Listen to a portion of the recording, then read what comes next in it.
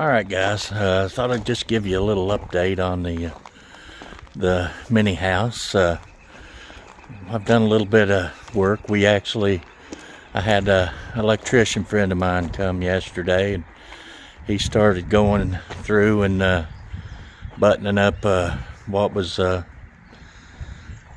what issues he's seen, which weren't really that many. We got a few things to do, but he's going to try and come back this weekend. And we're going to try and finish getting everything set. And we just want to take you through and give you a little look at what we've accomplished so far, which isn't really a lot, but it is too. So, and honestly, I can't believe how expensive stuff is. I mean, really. I don't know how anybody would afford to build a house right now because of the price of this stuff. I'm in sticker shock at some of it, and I'll as we walk through, I'll give you some examples of prices. So anyway, stay tuned, and we'll walk through her. Okay, since this was a repo, I didn't get a key with it, so first thing I had to do was buy a new door lock. So I bought this and changed out the doorknob. I thought I'd go with black. I think this little set here wasn't an real expensive. I think it was around under 20 bucks. And then I bought the little just a little light up there for the outside, just to get that sealed up and watertight. That was like 10 bucks at Lowe's. So thought I'd do black hardware. I think it looks good. So here we're talking about 30 bucks just for the door lock and the little light there. So as we was working on it yesterday, I went to Lowe's and picked up a 2x4 because we're going to mount this light box right here in the middle of this where this gap is. And so I bought the light box and everything in the 2x4 to put that up with. We're gonna put a one there, regardless of whether I put a light there or not. The box will still be there.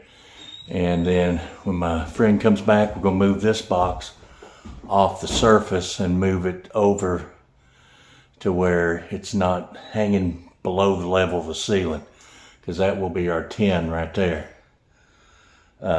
So that will be our 10. I did yesterday. Yesterday I went to Lowe's, and what I got yesterday was $240 some. So I picked up a bathroom exhaust fan and light, which he said I really needed to bring that up to code in there. And I went to buy the plumbing parts to repair the broken lines I have, and to rough out my PEX on into my fixtures. So I got the what is that, about a 4 or 5 piece 2-inch PVC and a couple 20-foot sections of PEX. I did buy this PEX crimping kit off of Amazon. At Lowe's, a crimper was 80 bucks just for the crimper. This whole kit, and it's really a heavy. I'm surprised how well made it is for what I paid for it. This whole kit was 30 bucks. And it's got some real nice crimpers. It's got the cutters, and it's got a bunch of, I guess you call them bands. I don't know what you call them. But so got that. That was 30 bucks, which was a good deal for, a PEX tool. And so when I went to the plumbing, and my daughter bought me this light for over my vanity, so I didn't buy that. But when I went to buy the pipe, and I got What else did I get then? I got some electrical outlet covers. Anyway, that trip was $155. This pipe here was like, it was expensive. That little piece of pipe was like, I'm wanting to say that was like 15 bucks for that little piece of pipe. Schedule 40. Those were like 8 bucks a piece for the PEX. And then I got some shutoff valves. I got a package of shutoff valves, which were, I think they were 30 bucks for like 4 of them. So that one trip there cost me 150 bucks, and about 250 yesterday. So and really you can see what I've got done. It's not that much for the amount of money I've spent already, but I do have to do these repairs. Got to fix this pipe here and go out the bottom, and then I'm going to have to buy more PVC, because I don't know what's done under the floor yet. I haven't been under to look. It rained here, and so anyway, here's my light fixture I got yesterday, and we got it, the vent run into it. I didn't have a knockout to put through there, so we didn't go ahead and install it. We're going to finish that up this weekend and put a knockout in there and finish that out. I have decided that I'm not going to use this bathtub. It's here. It's an okay tub. It's really not a very heavily made tub. It's just plastic. I decided while this is open and I can do it, I'm going to get a shower pan, and I'm just going to put a walk-in shower, and all this will get the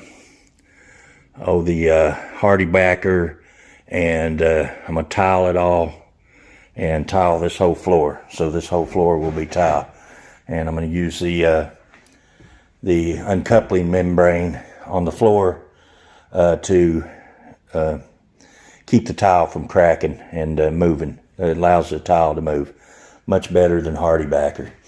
And I did have to buy some more wire clips and a big box of screws, and I'm going to have to use the screws because this floor is nailed down, and there's some places in it where the nails are popping up.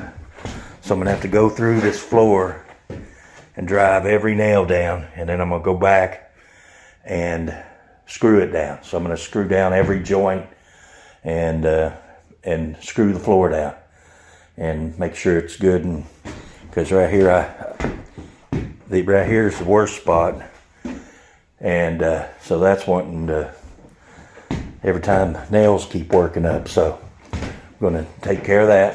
Here's my box, not complete yet, but cleaned up. He's got it ready. We got I had to buy a dedicated 50 for my Invo water heater.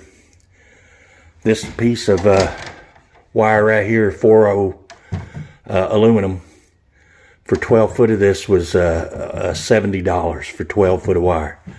And then I had to buy a 8-foot piece of 6/0, and it was $40. So $120 just for 2 pieces of wire.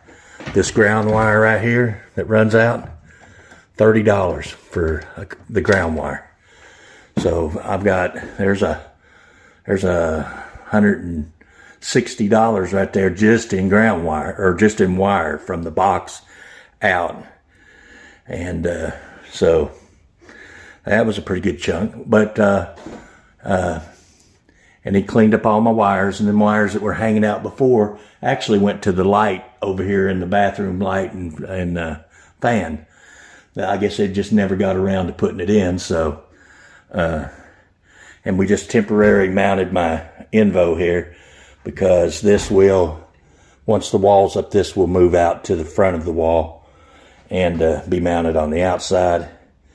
And then I'll probably run my wires over here and staple them or fix them over here somehow.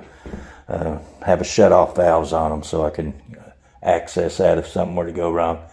And a good thing that I did find out, and my electrician says we're golden now, because This building had actually been inspected twice, and all the wiring passed. So the only wiring that was really hanging out was just the ceiling fan light. And he had to put it, we're going to have to put a junction box or two where they've taken stuff down. But he says this will now be like similar to a mobile home. It's already been inspected, it's been wired, it's been inspected, the wiring passed. Everything looks to code except for a few little things that were disconnected and he fixed. So as you can see right there, we had our construction inspection, which is a green sticker, and the finish inspection, which is the red one, or orange, whatever you want to call it. So this has already been inspected, passed inspection. So like I said, I picked up some outlet covers and some just different little miscellaneous stuff. I had to get, there's our knockouts. Here's the plumbing. There's elbows and joints and glue and everything to fix the piping, at least down through the floor. And like I said, I'm gonna have to go under and see what's done under there. It's obvious they never really got the plumbing completely done because there's no drain for the tub. It's not been cut through the floor yet. The toilet flange is not cut. Oh yeah, I picked up a toilet flange. So just a lot of miscellaneous stuff, and it's cost a bundle. So, and let's walk outside and we'll see what else we've done out back. So around back we've we've got our copper, our aluminum line out here that will run up to the meter, and our ground wires.